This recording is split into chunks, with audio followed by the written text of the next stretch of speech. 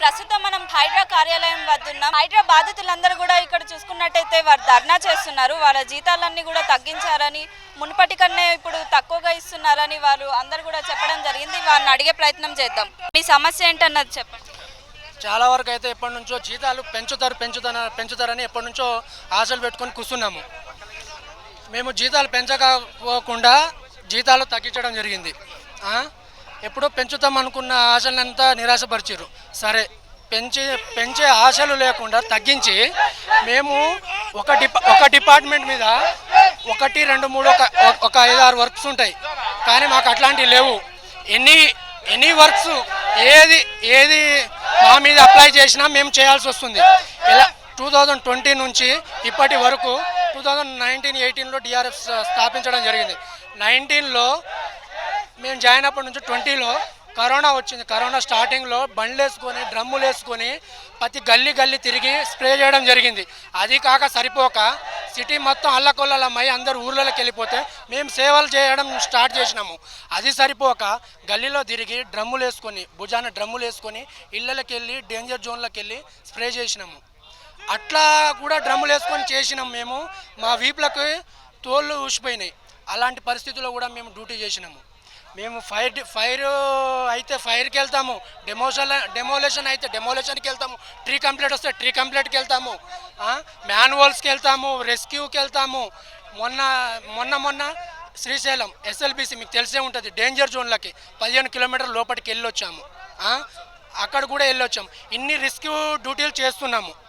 ఆర్మీను, NDRF, force, police యూనిఫామ్కి వాళ్ళకి ఎంత ఉంది శాలరీ, మాకెంత ఉంది శాలరీ, మీరే క్యాలిక్యులేట్ చేయండి. వాళ్ళకి మాకెంత క్యాలిక్యులేట్ చేయండి, మాకెంత ఇస్తున్నారు చూడండి. ఒక అలవెన్స్ లేదు. ఎక్కడి నుంచో వస్తాము. ఇక్కడ డెమోలేషన్ అయిందనుకో మా బండి ఎక్కడ ఉంటుంది, ఎల్బీ నగర్లో ఉందనుకో, ఇక్కడ డెమోలేషన్ అయిందనుకో అక్కడ నుంచి బండి వేసుకొని ఇక్కడికి రావాలి. 100-150 రూపాయలు పెట్రోల్, 2 గంటల ముందే బయలుదేరాలి. ఓ 200 పెట్రోల్ కొట్టించుకొని రావాలి. 200-100 రూపాయలు తిండి తినడానికి, ఓ 400-500 ఖర్చు అయిపోతుంది. దానికి అలవెన్స్ ఇస్తలేరు. ఓ 20,000 జీతం ఇచ్చి రోజుకి 500 ఖర్చు అయిపోతే మేమేం బతుకుతాం? ఇక్కడ రెంటేసి కడుతున్నాము. Rent owners ఊకుంటారా? ఒక్కరోజు లేట్ అయితేనే రెంటర్స్ ఎంత ఇబ్బంది పెడతారో మీకు తెలుసు. సిటీలో ఒక్కొక్కరికి 7,000-8,000 రెంటేసి కడుతున్నారు. పెట్రోల్ కొట్టేస్తున్నాము. ప్రతి దానికి ఇంపార్టెన్స్ ఇస్తూ మేము ఇబ్బంది పడుతూ డ్యూటీస్ చేస్తున్నాము.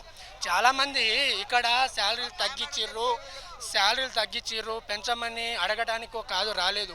ఎప్పటి నుంచో చాలా రోజుల నుంచి ఎదురు చూస్తున్నారు. 32,000 శాలరీ చేస్తామని మభ్య పెడుతూ వస్తున్నారు. ఇప్పటి వరకు పెంచలేదు.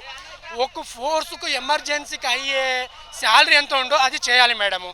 అది ఒక పాయింట్. మెయిన్ అలవెన్స్ మెయిన్ పెంచాలి. ఇక్కడ అందరికి ఇన్సూరెన్స్ లేవు. మేము ట్రీ కంప్లీట్ వస్తే ట్రీ కంప్లీట్కి వేస్తాము. ట్రీ ఎలా చేస్తాం? మిషనరీతో చేస్తాము. మిషనరీతో చేసినప్పుడు చెయ్యే పోతుంది, కాలే పోతుంది, ఏదైనా పోతుంది. అప్పుడు ఎవరు బాధ్యుడు? ఇంటికాడనే కూర్చొని పడని ఉండాలి కదా. ఫ్యామిలీని ఎవరు పోషిస్తారు? ట్రీ కంప్లీట్ అప్పుడు అట్లా అవుతుంది. ఫైర్ ఏమైనా అయిందనుకో, ఫైర్ అయినప్పుడు ఇల్లు మొత్తం కాలిపోతుంది. మా ఎమర్జెన్సీ లోపలికి వెళ్తాము, ఆయనైనా కాలిపోవచ్చు. అప్పుడు ఫ్యామిలీ ఉంటుంది, ఎవరు కాపాడతారు? వాళ్ళని ఎవరు పోషిస్తారు? అది వరదలు వస్తాయి, వరదల్లో వెళ్తాము, కొట్టుకొని వెళ్ళిపోతాము, అప్పుడు చచ్చిపోతాం. ఈ ఫ్యామిలీ వెనక ఉన్నారు, వాళ్ళని ఎవరు పెడతారు? మొన్న ఎమర్జెన్సీ రెస్క్యూ అని పోయాము, ఏ సార్లు రాలేదు మా వెంట. ఎలాంటి సార్లు మాతో పాటు రాలేదు. మేము 14 కిలోమీటర్లు వెళ్తే 14 కిలోమీటర్స్ వెళ్తే ఓన్లీ సింగరేణి వాళ్ళు మాతో పాటు ఉన్నారు. ఒక్కొక్కరికి 1 lakh రూపీస్ శాలరీ ఉంది. 1 lakh రూపీస్ శాలరీ ఉంటే మేము 20,000 శాలరీ వాళ్ళతో పాటు వెళ్ళినాము. మాకేమన్నా 1 lakh శాలరీ రూపీస్ ఇచ్చారా? ఇవ్వలేదు కదా. అయినా కూడా వెళ్ళాము కదా. మాకు నమ్మించి ముందలు పంపించి మీరు వెనక ఉండి ఇది చేయడం తప్పు కదా. మాకు ఎప్పటి నుంచో శాలరీలు పెంచుతాము, మీకు ఒక ఫోర్స్ లెక్క తయారు చేస్తాము, మీకు సపరేట్ చేస్తాము, మీకు గవర్నమెంట్ చేస్తాము అని చెప్పారు. ఇప్పటిదాకా ఎలాంటిది ఏమీ లేదు. ఇదంతా మాటల వరకే ఉంది. ఇక్కడ కూర్చున్నామా, లోపల పిలుస్తారు, 10 మంది వెళ్తాము, మాట్లాడతాము, రేపో మాపో చేస్తాము చేపిస్తాము అంటారు, వెళ్ళిపోతాము. ఇది డిఆర్ఎఫ్ ఉన్నప్పటి నుంచి చూస్తున్నాము. ఇదేదో డిఆర్ఎఫ్ అనుకుంటారు కానీ ఇది డిఆర్ఎఫ్ కాస్త కేజీఎఫ్ లెక్క అయింది. ఎవరో వచ్చి చేస్తారు అని అనుకుంటారు. ఈ కేజీఎఫ్కి ఎవరు రారు, ఎవరు చేయరని అర్థమై మేము వచ్చి మీ బాధ్యతలు మేమే మీకు చెప్పుకుంటున్నాం. మీరు చాలా వరకు మాకు సహకరిస్తారని కోరుతున్నాము. ఇక్కడ మెయిన్ పాయింట్ ఏంటంటే 35,000 దాకా మాకు శాలరీలు చేయాలి, అలవెన్స్ చేయాలి, వాళ్ళకి సంబంధించింది ఇన్సూరెన్స్ ఉండాలి. ఈ మెయిన్ పాయింట్స్ అండి. మాకు ప్రజెంట్ ఉన్న chairman CM Revanth Reddy sir గారు, హైడ్రా కమిషనర్ సార్ వచ్చేసి రంగనాథ్ సార్ గారు 2018 డిఆర్ఎఫ్ సంస్థ ఏర్పాటు చేసింది ఐపీఎస్ విశ్వజిత్ కంపాటి సార్. అప్పుడున్న టీఆర్ఎస్ గవర్నమెంట్లో కేటీఆర్ సార్ కూడా ఆ గవర్నమెంట్ ఏర్పాటు చేసిన తర్వాత మాకు ఉద్యోగాలు ఇచ్చారు. మేము వచ్చినాము, అవుట్సోర్సింగ్ ఎంప్లాయీస్గా తీసుకున్నారు మమ్మల్ని. మేము వచ్చినాము. మాకంటే ముందు మేము తీసుకోక ముందుకు జిహెచ్ఎంసీ ఎంప్లాయీస్ ఎవరైతే ఉన్నారో వాళ్ళందరూ కూడా డిఆర్ఎఫ్లో 9 టీంలు ఉన్నప్పుడు అన్నవాళ్ళు మా సీనియర్సే అన్నవాళ్ళే డ్యూటీలు చేసినారు. మా డ్యూటీ వచ్చేసి ఏముంటుండే అంటే అప్పట్లో ఏదైనా ఎమర్జెన్సీ ఉంటేనే డిఆర్ఎఫ్ అనేది, ఇప్పుడు నేషనల్ డిజాస్టర్ రెస్పాన్స్ ఫోర్స్ ఎట్లయితే ఉన్నదో మాది డిజాస్టర్ రెస్పాన్స్ ఫోర్స్ అనేది మేము కూడా స్టేట్ వైజ్ ఉన్నాము. కానీ మాతో చేపించే పనులు ఏవైతే ఉన్నాయో వర్షాకాలం వచ్చిందంటే మోరీలు తీసే కానించాలి, ఫైర్ కంప్లీట్లు కానించాలి, చెట్లు కట్ చేసేది మేమే, ప్రతి ఒక్క పని మేము చేస్తున్నాము. కానీ అప్పుడు ఉన్న సార్ ఎవరైతే ఉన్నారో మాకు జీతం కరెక్ట్గా వేసేది 5వ తారీఖు నుంచి వెళ్ళి 5వ తారీఖు బిల్లోనే మాకు జీతం వస్తుండే మేడం. ఏ రోజు కూడా మాకు జీతం తగ్గించేయలే ఆ సారు. మాకు మొన్నటి వరకు కూడా 22,050 రూపాయలు నెట్ వస్తుండే జీతం మాకు.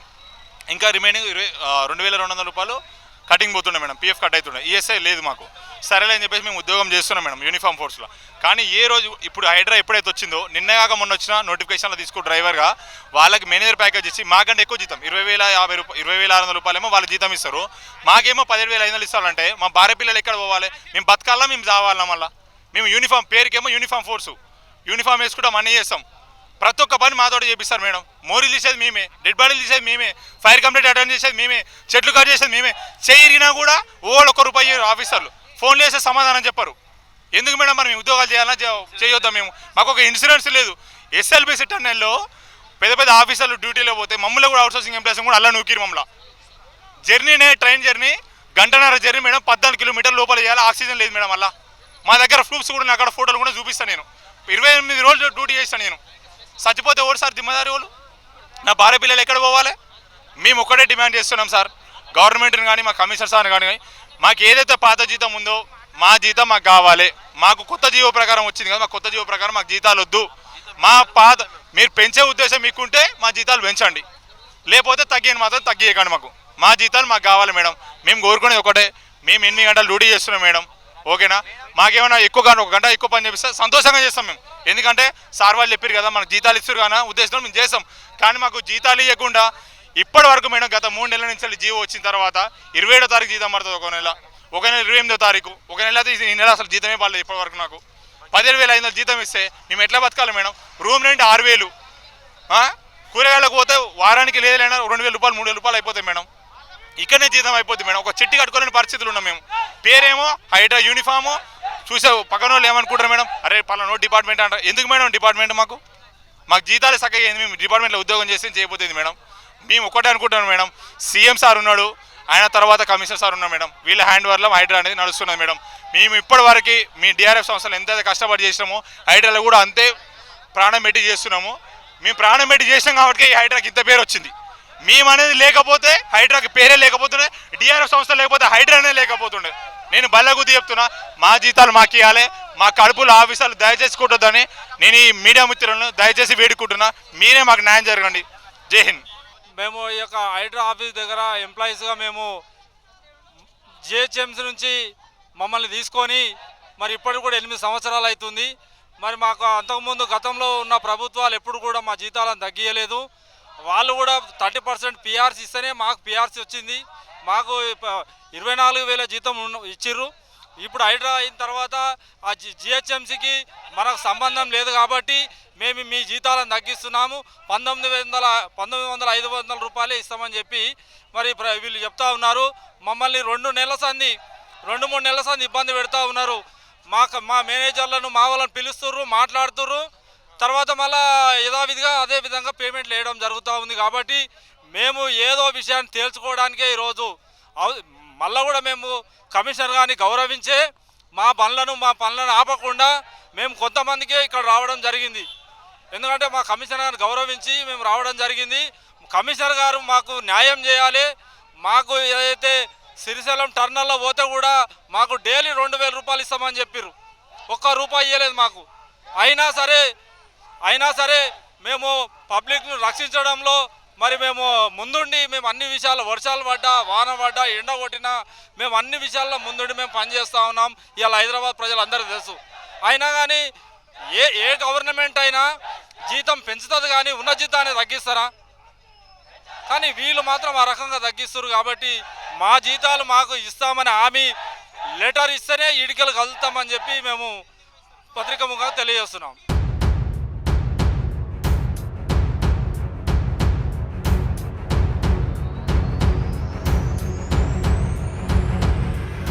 సార్, మరి ఏదైతే జీతాలు పెంచట్లేరు, మీకు తక్కువనే ఇస్తున్నారని అంటున్నారు కదా, మరి వాటి గురించి చెప్పండి.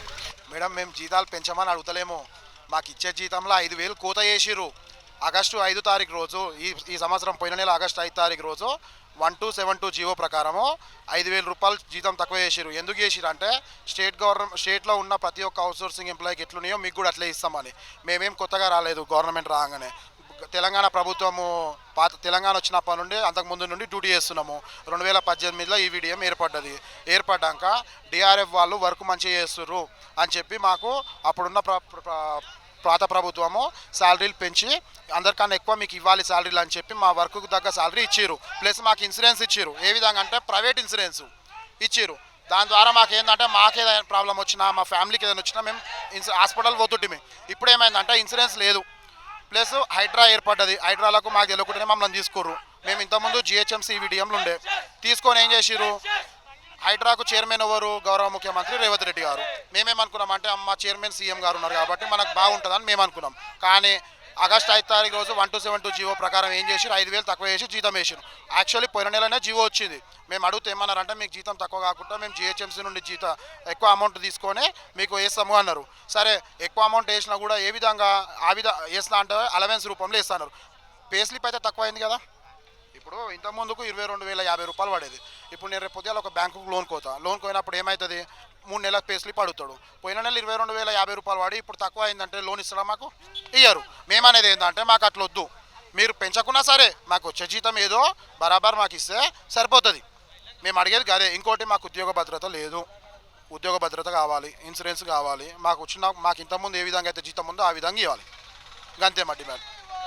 జీవో సవరణ చేయాలి. జీవో వచ్చింది, మేము గౌరవ ముఖ్యమంత్రి గారితో మాట్లాడి మళ్ళీ జీవో తెప్పిస్తాం. అవన్నీ వద్దు, జీవో సవరణ చేయరు. తెలంగాణ వచ్చినాక గౌరవ ఎమ్మెల్యేలకు, మినిస్టర్లకు జీతాలు పెరిగినాయి, తక్కువ కాలే. కాబట్టి అదే లెక్క ప్రకారం మాకు జీతాలు పెంచుది.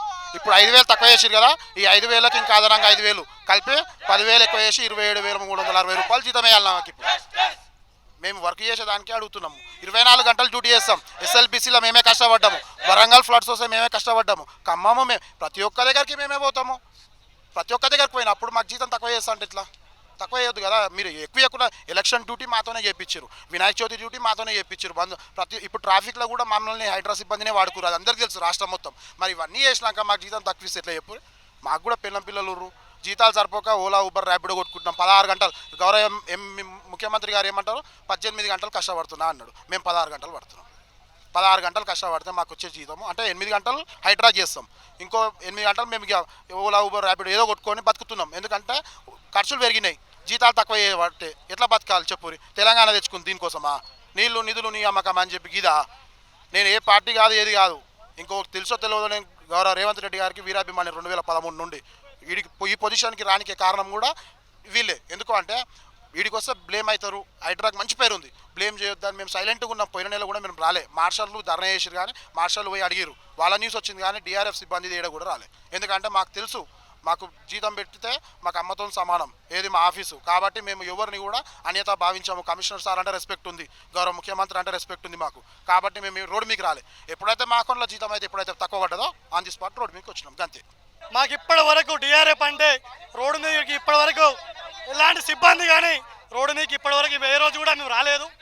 కాంగ్రెస్ ప్రభుత్వం వస్తే మా బతుకులు మారుతాయి అనుకున్నాం కానీ జిగజారిపోయినాయి.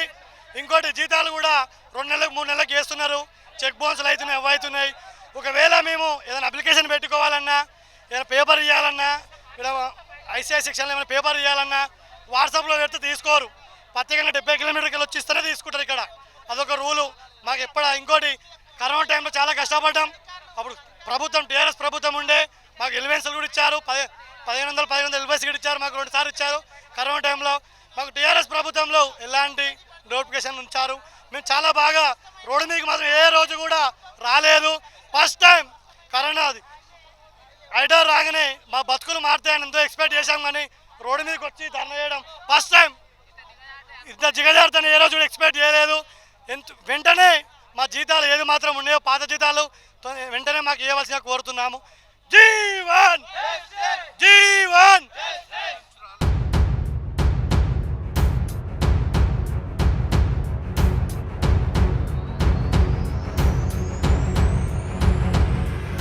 నా పేరు జగదీష్ అండి. నేను contract and outsourcing employees union state vice ప్రెసిడెంట్ని. తప్పకుండా ఏదైతే హైడ్రాలో పనిచేస్తున్నటువంటి కాంట్రాక్ట్ అండ్ అవుట్సోర్సింగ్ ఎంప్లాయీస్ యొక్క సమస్యలు పరిష్కరించాలని చెప్పేసి మేము డిమాండ్ చేస్తూ ఉన్నాం. వీళ్ళకు జీతాలు పెంచేది పోయి తగ్గించారు. వీళ్ళు అనేక విపత్తులు వచ్చినప్పుడు వాళ్ళ యొక్క ప్రాణాలను పణంగా పెట్టి పెద్ద ఎత్తున సేవలు అందించినటువంటి వీళ్ళ ఎంప్లాయీస్కి వాళ్లకు అనేక సమస్యలు ఉన్నాయి. వాళ్ళని పరిష్కారం అయ్యే దిశలో ప్రభుత్వం ఆలోచన చేయాలి. ఆ రకంగా కాకుండా ఈరోజు నిమ్మకు నీరెత్తినట్టు వ్యవహరిస్తూ ఉంది. అనేక సార్లు ప్రభుత్వ పెద్దల దృష్టికి తీసుకుపోయినా వీళ్ళ సమస్యల పరిష్కారం చేసే దిశలో ఈ ప్రభుత్వం కనిపించడం లేదు.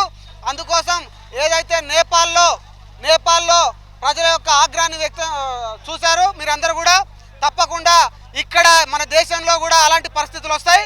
తప్పకుండా ఏదైతే నిరుద్యోగులకి అవకాశం కల్పించారో హైడ్రాను పెట్టి తప్పకుండా వాళ్ళ యొక్క సమస్యల పరిష్కారం కోసం ఈ ప్రభుత్వం ఆలోచన చేయాలి.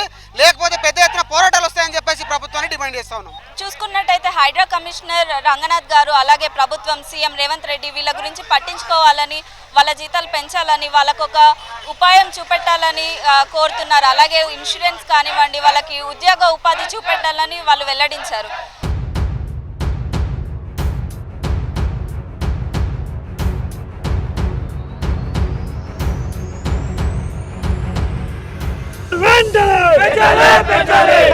వెంటనే